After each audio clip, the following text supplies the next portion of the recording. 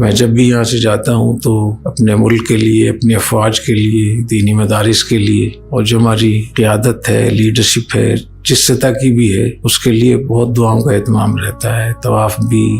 ایک عمرہ تو میں مستقل اپنے ملک اور اپنی افواج کے لیے خاص طور پہ مختص کرتا ہوں، اور اس پورے عمرے میں اپنے ملک کی سلامتی کے لیے اور وہ سپاہی، وہ جانباز جو مختلف محاذوں پر پہرا دے رہے ہیں، جن کی وجہ سے ہم آرام سے یہاں بیٹھے ہوئے ہیں، اور جہاں یہ فوجی قوت نہیں تھی وہاں کیا حالات ہے اسلامی ملکوں میں دیکھ لیں۔ نہ جان محفوظ ہے، نہ مال محفوظ ہے، نہ عزت محفوظ ہے، نہ دین محفوظ ہے۔ تو یہ ان کا ہم پر حق ہے، چاہے وہ سیاچن میں ہوں، چاہے وہ کسی بھی سرحد پہ ہوں یا اندر خدمات انجام دے رہے ہوں، ان کے لیے دعا کرنا، ان کی حوصلہ افزائی کرنا یہ ہمارے ذمے ہے۔ اور حدیث شریف میں آتا ہے من رابط وراء المسلمین حارسا کان له اجر من خلف، جو